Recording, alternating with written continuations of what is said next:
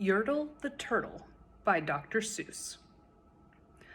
On the faraway island of Salamasond, Yertle the Turtle was king of the pond. A nice little pond. It was clean, it was neat. The water was warm, there was plenty to eat. The turtles had everything turtles might need, and they were all happy, quite happy indeed. They were, until Yertle, the king of them all, decided the kingdom he ruled was too small. "I'm a ruler," said Yertle, "of all that I see, but I don't see enough. That's the trouble with me. With this stone for a throne, I look down on my pond, but I cannot look down on the places beyond. This throne that I sit on is too low down. It ought to be higher," he said with a frown. "If I could sit high, how much greater I'd be. What a king! I'd be ruler of all I could see." So Yertle the Turtle King lifted his hand, and Yertle the Turtle King gave a command. He ordered 9 turtles to swim to his stone, and using these turtles, he built a new throne. He made each turtle stand on another one's back, and he piled them all up in a 9-turtle stack. And then Yertle climbed up.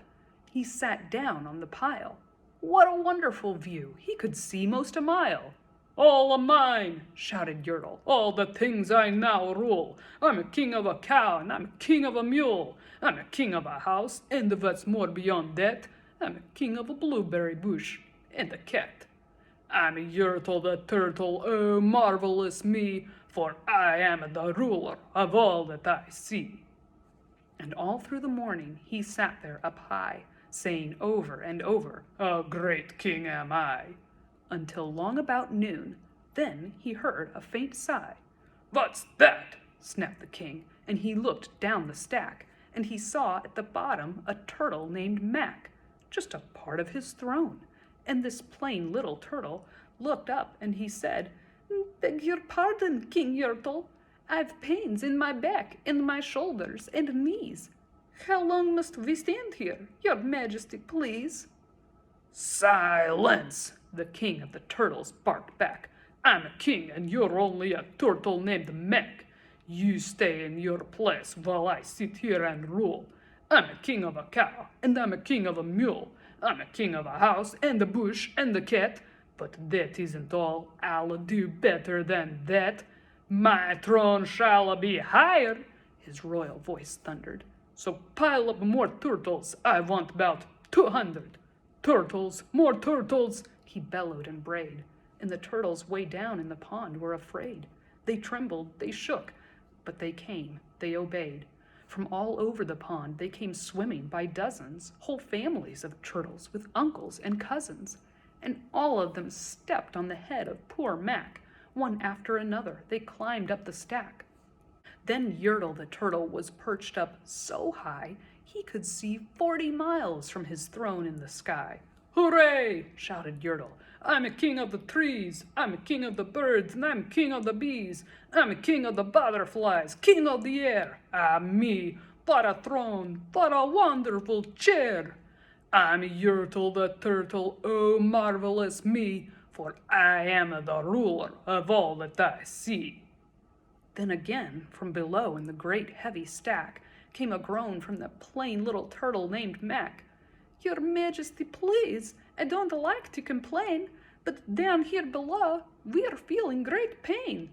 I know up on top you're seeing great sights, but down at the bottom, we too should have rights. We turtles can't stand it, our shells will all crack. Besides, we need food, we're starving," groaned Mac. "You hush up your mouth," howled the mighty King Yertle. "You've no right to talk to the world's highest turtle. I rule from the clouds, over land, over sea. There's nothing, no nothing that's higher than me."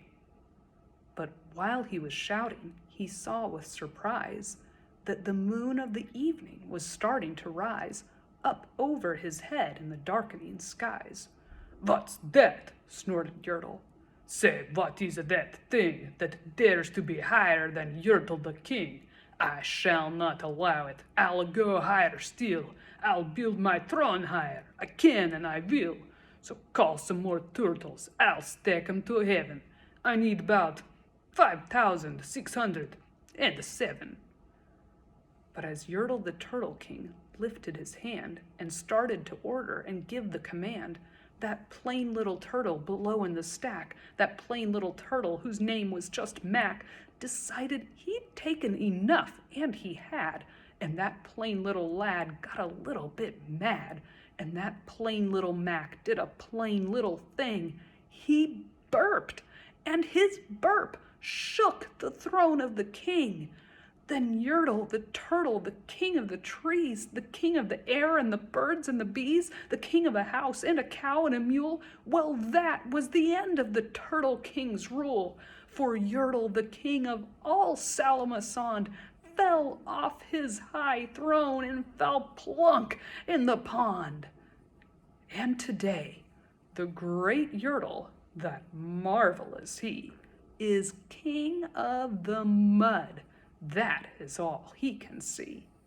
And the turtles, of course, all the turtles are free, as turtles and maybe all creatures should be. The end. At the beginning of this story, King Yertle wanted to see farther. Is it okay to want something that you don't have? Sure it is. But why wasn't the king's solution fair to the other turtles?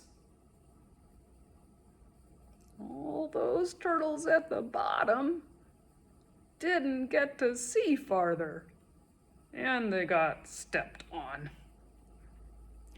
What could Yertle have done differently to see farther and be fair to all the turtles?